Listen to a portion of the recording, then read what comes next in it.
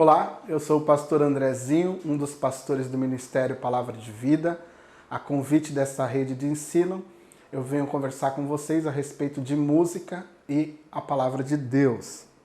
Então eu quero compartilhar com vocês conceitos básicos relacionados à Palavra de Deus e à equipe de louvor. Durante este período eu pretendo compartilhar de uma forma simples e não exaustiva aspectos importantes que estão diretamente relacionados à tradição musical existente nas Escrituras e na história da Igreja. Então eu inicio aqui com uma introdução geral. O início da nossa jornada é fazer um panorama geral, simples, da nossa tradição musical existente entre o povo de Deus. Então meu primeiro ponto aqui está diretamente relacionado a criados para o louvor da glória de Deus. Então, Deus concedeu às suas criaturas, ou seja, a toda a sua criação, o talento do louvor. A criação canta louvores a Deus. Isso fica evidente quando analisamos um pequeno trecho poético nas Escrituras. Se você quiser acompanhar, você pode ler no livro de Jó, capítulo 38, do verso 4 ao verso 7. Você vai encontrar a seguinte fala: onde você, Jó, estava quando lancei os alicerces do mundo, enquanto as estrelas da manhã cantavam, junto com os anjos, davam gritos de alegria. Então, nesse texto, de uma forma poética, Jó, ali em um diálogo com Deus, está demonstrando que toda a criação, antes de tudo aquilo que estava propriamente completado, já estava louvando e adorando a Deus. Esse texto é muito simples, singelo, e ele revela os atos criadores de Deus, mas também revela parte da sua criação já constituída, louvando e adorando o seu Criador. Como parte desta magnífica criação, nós também cantamos e louvamos o nosso Deus, nosso grande e trino Deus. No livro Cante, como o louvor transforma a sua vida, a sua família e a sua igreja, eu encontrei este registro que diz, abro aspas, somos um povo que canta, porque foi assim que Deus nos criou. É o que fazemos, e quando o fazemos, estamos simplesmente nos juntando ao restante da criação e aquilo que ela está fazendo. Sim, temos uma rica tradição musical, diretamente associada à nossa criação. Fomos criados para o louvor da glória de Deus. Essa tradição musical existente entre o povo de Deus já ultrapassou seus mais de 3.000 anos. O primeiro relato bíblico relacionado ao ambiente musical remonta a aproximadamente 2.500 anos antes de Cristo. Neste relato somos informados que Jubal é o precursor dos instrumentos musicais como harpa e flauta. Você encontra esse registro ali em Gênesis 4, verso 21.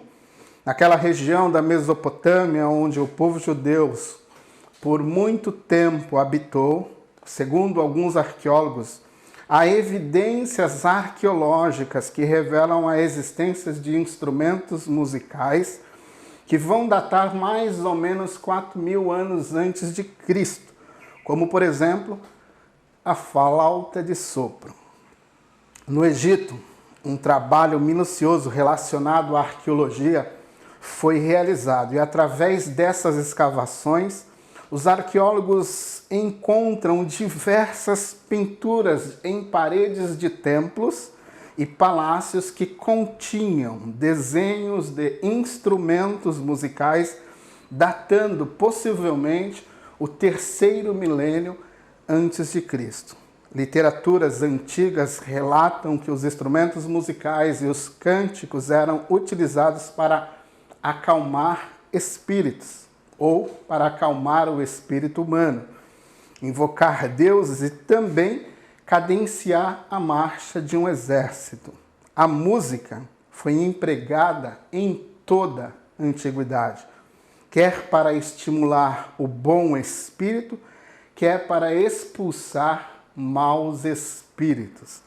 No texto de Samuel, encontramos um relato onde o rei Saul, que era atormentado por um espírito maligno, era acalmado por meio do toque instrumental realizado por Davi. E isso trazia um tipo de alívio emocional para Saul. Esse registro está em 1 Samuel, capítulo 16, do verso 14 ao verso 23. É interessante ler em um texto tão antigo um testemunho sobre o louvor e a sua ação terapêutica. Isso para acalmar o ânimo e também para expulsar maus espíritos. Então você veja que o poder da música, ela traz calma ao nosso ambiente, ao nosso ser, à nossa alma, como um processo de calmaria emocional, mas ela também tem a possibilidade e o poder de expulsar, tirar do nosso ambiente determinados espíritos. A música sempre fez parte do contexto religioso relacionado ao povo de Deus. Por exemplo, quando você busca os textos bíblicos, você vai encontrar diversas menções à música e ao povo de Deus usando a música para louvar e adorar o nosso Deus. Por exemplo, você tem o Cântico de Moisés, lá em Êxodo capítulo 15, do 1 ao 21.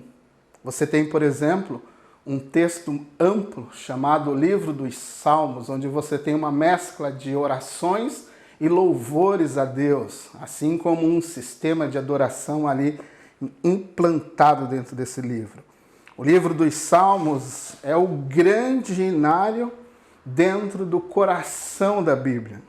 Tem sido a força vital diária dos cristãos e, é claro, do povo judeu, desde tempos muito antigos. Então, o coração do texto bíblico, no coração do texto bíblico, você tem ali um texto que nos convida a louvar e adorar o nosso Deus. Jesus, por exemplo, no capítulo de Mateus 26, verso 30, Jesus cantou um determinado grupo de salmos após ceiar com seus apóstolos. Então Jesus cantou. E o que cantou? Cantou os salmos. O louvor fazia parte do culto dentro das sinagogas e naturalmente fez parte da vida da igreja. Maria, por exemplo, cantou, e gerações posteriores cantaram a sua composição chamada Magnífico, registrado ali no texto de Lucas, do capítulo 1, do verso 46 ao verso 55. Tradicionalmente, esse texto, esse cântico foi cantado por gerações posteriores. Zacarias cantou e as gerações posteriores cantaram a sua composição chamada Bendito, ou Bendito Seja, registrado em Lucas, capítulo 1, do verso 68 ao verso 79. Simeão cantou ao ver o Messias, e gerações posteriores cantaram a sua composição, chamada Deixe-me Partir Agora, registrada em Lucas, do capítulo 2, do verso 29 ao verso 32. A igreja que você encontra dentro do Novo Testamento, a igreja neotestamentária, ela canta. Você tem registros disso em Efésios 5, do verso 18 ao verso 20, em 1 Coríntios 14, verso 15, em Colossenses 3, verso 16. Na visão apocalíptica do apóstolo João, você verá 24 presbíteros, 24 anciões cantando. Apocalipse 5, verso 9. Você verá 144 mil separados cantando. Apocalipse 14, verso 3. Os vencedores irão cantar o cântico de Moisés e o cântico do Cordeiro. Isso está registrado em Apocalipse 15, do 2 ao 3. Então você percebe que um texto apocalíptico como o texto do Evangelho ou o texto apocalíptico de João, ele nos convida a louvar e a engrandecer esse Deus junto com toda a criação, junto com os seres celestiais.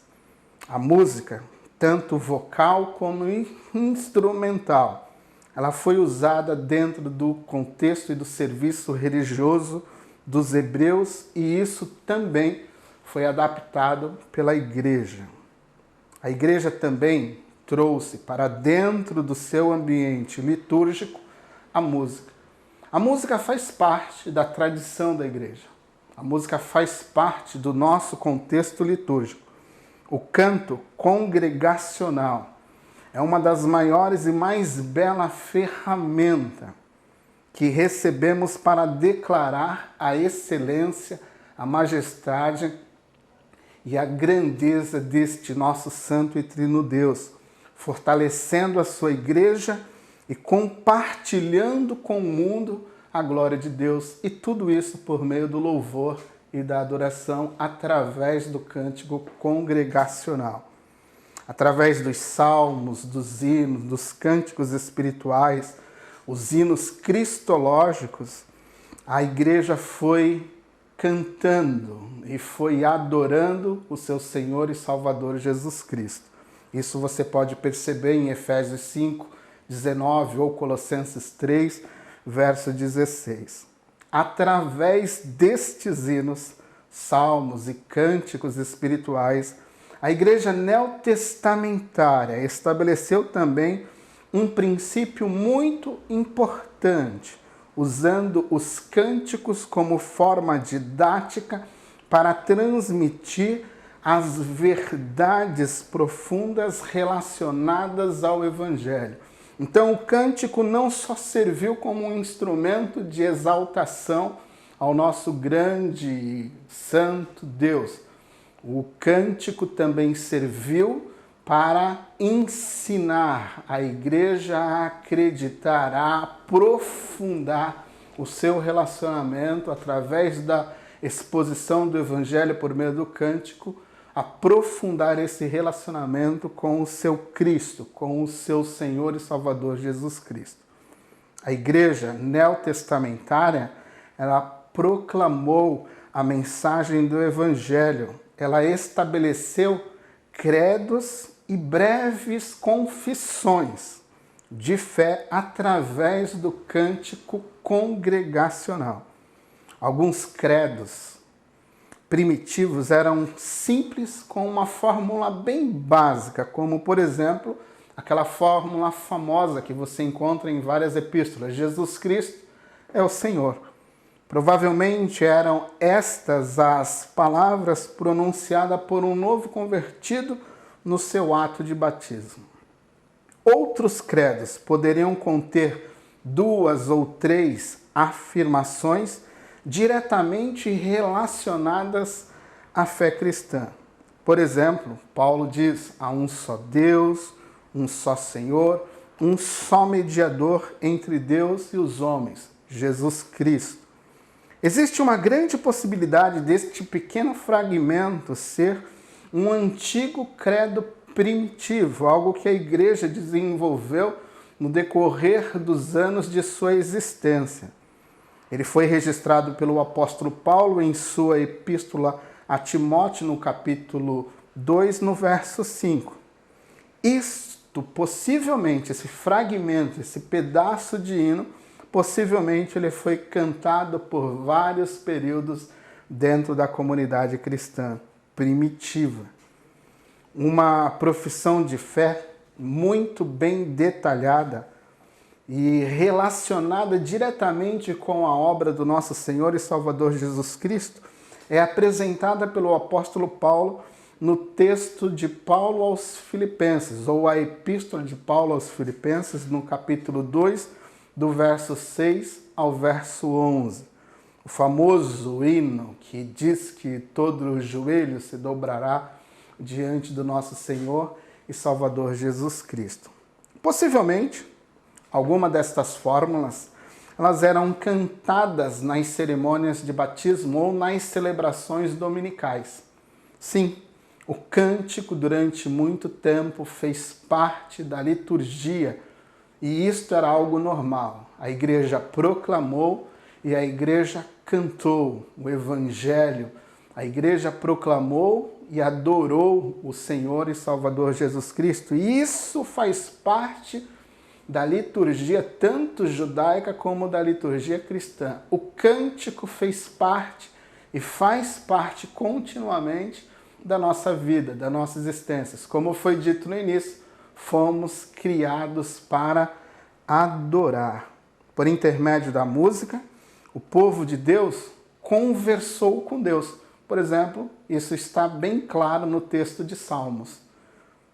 Mas Deus também falou com o seu povo. Isso também está claro dentro dos textos de Salmos. Então, os Salmos nos convidam a um relacionamento profundo com Deus através do cântico, da oração, e Deus se relaciona conosco, respondendo a nossa oração e se agradando com o nosso cântico. Ao proclamar as virtudes do nosso Deus entre os povos e enaltecer a sua majestade e os seus atributos, nós estamos adorando.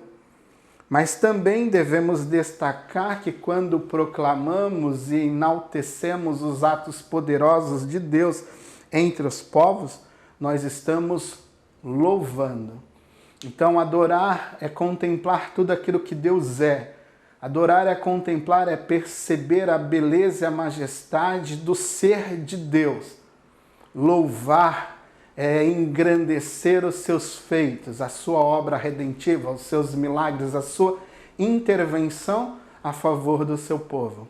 Então, adoração e louvor é um conjunto de coisas, onde você se deleita naquilo que é belo, naquilo que é mais formoso, existente no ser de Deus. E você proclama em alto e bom som, louvando os seus atos poderosos. Martinho Lutero disse que Deus fala diretamente com o seu povo por meio da pregação e das escrituras. E o seu povo responde ao seu Deus com gratos hinos de louvores. Então, pregação, proclamação do Evangelho e louvores são parâmetros essenciais para nossas reuniões congregacionais. Não há aqui, dentro desse contexto, uma disputa entre equipe de louvor e pregadores. Ambos trabalham em conjunto para engrandecer o nome do nosso Senhor e Salvador Jesus Cristo. Podemos então aprender, através da história da igreja, alguns princípios fundamentais relacionados ao cântico congregacional. Na celebração pública, a equipe de louvor deve contar os feitos do nosso Senhor para todas as gerações. No Salmo 145, verso 4 e verso 5, encontramos um registro do salmista Davi que diz, e ali relata, que uma geração contará para outra geração os grandes feitos do Senhor e proclamará o glorioso esplendor da majestade do Senhor. O que fica claro é que por meio do louvor, por meio do cântico, nós podemos dizer, anunciar para as gerações posteriores os grandes feitos do nosso Deus. É isso que o salmista Davi, nesse Salmo 145, está relatando, está deduzindo, está mostrando. Um dos grandes objetivos do louvor congregacional é exaltar o nosso santo e magnífico Deus. Porém, a equipe de louvor, ela deve compreender que o louvor congregacional é parte de uma celebração pública. E dentro desta celebração pública está composto vários tipos de pessoas, ou temos dentro desta celebração pública várias pessoas distintas. A equipe de louvor deve levar em consideração, ao preparar os seus cânticos congregacionais, que ela também é pedagógica, ela também vai ensinar através dos cânticos, ela será também didática, para que o público, como disse o salmista, possa contemplar e receber tudo aquilo que está dito, está sendo dito a respeito deste santo e trino Deus através dos louvores. Devemos relembrar e ressaltar aquilo que o salmista disse, que uma geração contará para outra geração. Então existe uma grande possibilidade da equipe de louvor contar os grandes feitos do Senhor para a geração futura através dos cânticos. A equipe de louvor deve levar em consideração que na celebração pública possa haver pessoas que estejam naquele ambiente pela primeira vez e também estão ali experimentando ou descobrindo pela primeira vez um ambiente religioso, a convite de um amigo ou a convite de um familiar. Por esse motivo, os cânticos congregacionais, eles devem ser repletos do conteúdo bíblico, onde a história da nossa redenção, ela é contada, ela é desenvolvida através do louvor congregacional. A equipe de louvor também deve levar em consideração que há na celebração pública novos convertidos. E que através do louvor congregacional, eles também podem contemplar os atributos, a majestade e as ações poderosas desse nosso santo e trino Deus, fundamentando ainda mais a sua fé e a sua confiança nele. A equipe de louvor também deve levar em consideração que na celebração pública há um determinado grupo de irmãos que estão lutando a batalha da nossa fé por um longo tempo e em determinados momentos de sua vida eles precisam ser reanimados, expostos à esperança existente no Evangelho e enxergando a magnífica grandeza deste nosso e santo trino Deus. Isto pode ocorrer através de um cântico congregacional, pois o Espírito Santo ele pode realizar, pode trazer à memória, por meio de um cântico, de uma sentença bíblica existente num cântico, aquilo que encherá um coração de esperança, mostrando e revelando que em qualquer situação Deus continua guardando os seus filhos. A equipe de louvor deve considerar como algo muito importante a seleção dos cânticos que serão executados no louvor congregacional. Por meio dos cânticos congregacional, devem-se apresentar a todas as gerações ali reunidas na celebração pública os atributos e a natureza majestosa desse nosso santo e trino Deus. Creio em Deus, assim como nos orientou Davi, cantando e proclamando de geração a geração a majestade deste nosso santo e trino Deus. Veja como é importante o louvor na vida de alguém. Esse testemunho foi um registro de uma pessoa que passou por um momento de dificuldade e o louvor teve a capacidade de ampará-la junto com a certeza de que Deus estava com essa pessoa durante um período difícil da sua vida. O testemunho é assim, abro aspas, em um período em que eu não tinha trabalho, minha mãe tinha ido embora para o interior de São Paulo, eu passei por grandes necessidades. Eu só tinha o Senhor. Essa música me consolava quando eu me sentia só. Em vários momentos de dificuldade, ela me colocou em um lugar certeiro diante de Deus e também me consolou, trazendo muita esperança. Ela é uma música muito importante para a minha vida e ela marca até o dia de hoje a minha vida cristã. Sempre que eu penso nela, eu estou em momentos de dificuldade. A música é Espinho, do Grupo Logos. Então você percebe a importância de uma música na nossa vida. A importância da música dentro do nosso contexto e do nosso caminhar com o nosso Senhor e Salvador Jesus Cristo. A música nos anima, a música nos traz esperança.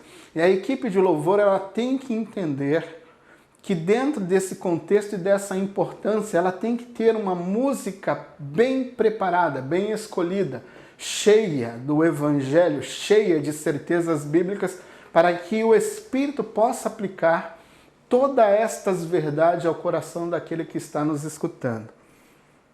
A equipe de louvor, através dos cânticos congregacionais, declarado na celebração pública, ela convida aos ouvintes que ali estão para que possam contemplar a majestade e os atos poderosos desse nosso Santo e Trino Deus.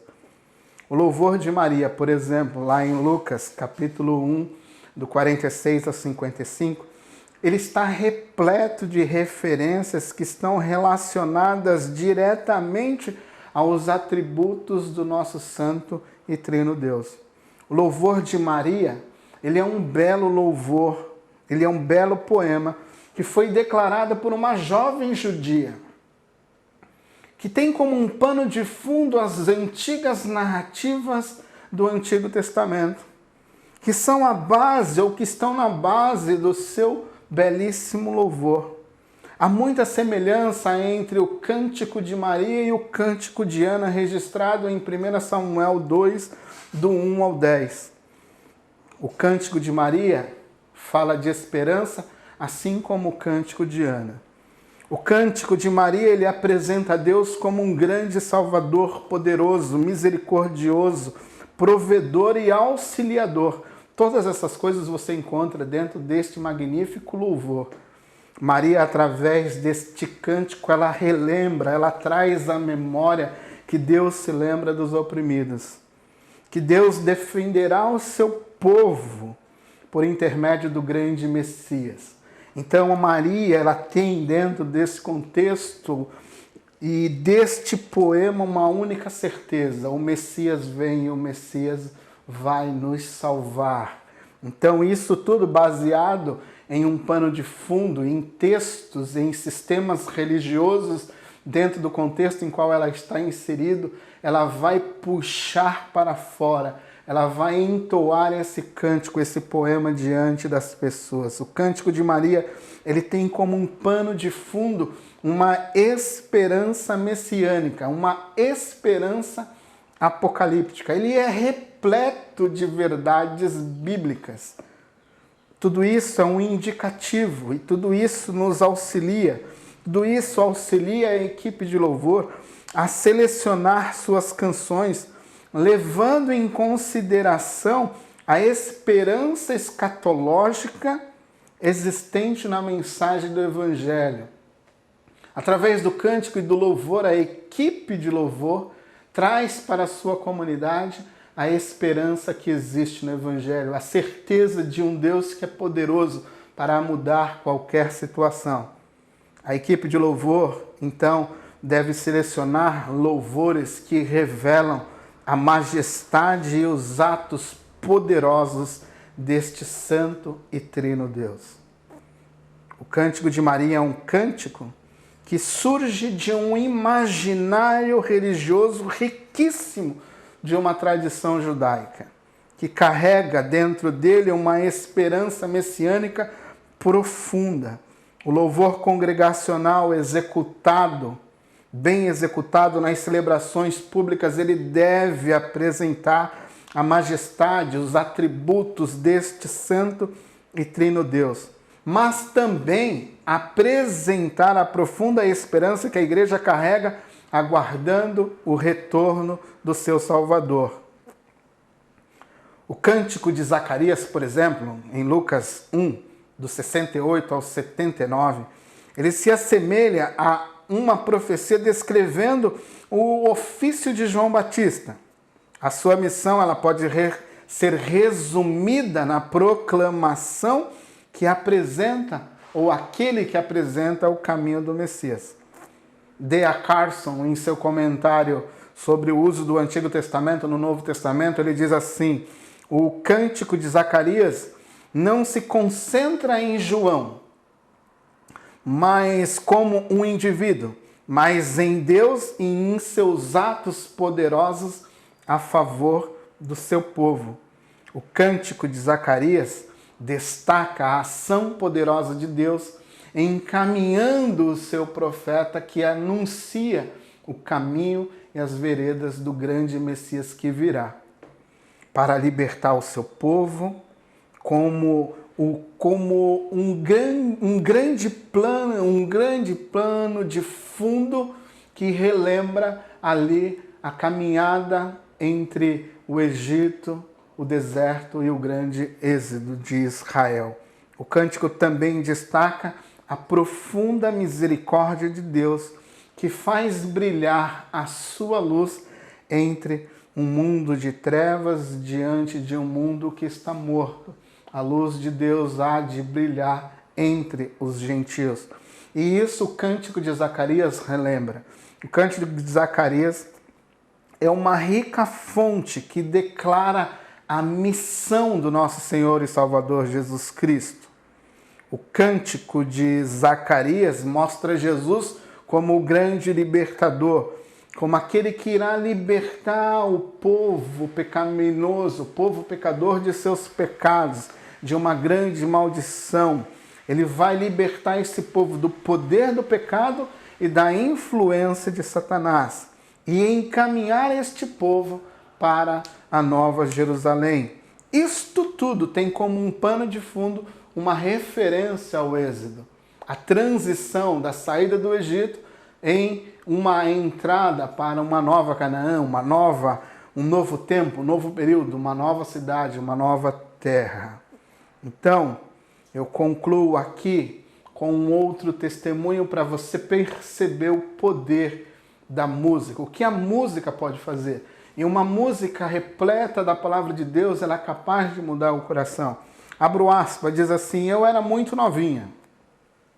Eu estava em casa, eu não era cristã, quando um grupo de irmãos e irmãs passou em frente à minha casa, cantando o hino da harpa de número 26. Lembro-me como se fosse hoje, pois naquele dia, através do louvor, Deus chamou a minha atenção para o nosso Senhor e Salvador Jesus Cristo. Eu não segui aquele grupo de imediato. Eu só ouvi o cântico e depois descobri que aquele era o hino 26. Eu tinha apenas 11 anos. Passaram-se alguns anos e em um determinado período da minha vida eu estava indo em direção a um baile de carnaval, quando senti um grande desejo de acompanhar a minha irmã a um círculo de oração. E ali Deus falou comigo poderosamente. Após anos, depois de ter ouvido aquele cântico, eu entreguei a minha vida a Jesus. E já se passaram 64 anos, mas eu me lembro como se fosse hoje, a primeira vez em que escutei aquele cântico e os meus olhos foram atraídos para o Filho de Deus. Esse é o poder da música. A música cheia do Evangelho, a música cheia de verdades bíblicas, ela é capaz de mudar um coração pecaminoso e transformá-lo em um coração à semelhança do Filho de Deus. Este é o poder da música. Isso é o que a música faz. Então, deixo aqui algumas observações para você. Como base em tudo aquilo que conversamos eu pergunto a você, a equipe de louvor da qual você faz parte, ela se preocupa em transmitir para as gerações futuras, dentro de uma celebração pública, os atos poderosos desse santo e trino Deus? Segunda pergunta, as músicas que a equipe de louvor da qual você faz parte, elas estão repletas de sentenças bíblicas, elas estão repletas ou fazem alusões à mensagem do Evangelho, elas revelam a majestade, a grandeza, os atos poderosos deste nosso santo e trino Deus? Terceira pergunta, e não menos importante, Jesus cantaria como cantou os salmos com seus discípulos, com seus apóstolos, a música, o repertório musical que a equipe que você faz parte de louvor separou? Então essa é uma ideia que nós precisamos ter em mente. As músicas, as nossas músicas cristãs, elas precisam ser cheias de alusões e de verdades a respeito do Evangelho, mas elas devem também ser bíblicas para nos trazer à memória tudo aquilo que nos concede e nos dá esperança. Que Deus abençoe você.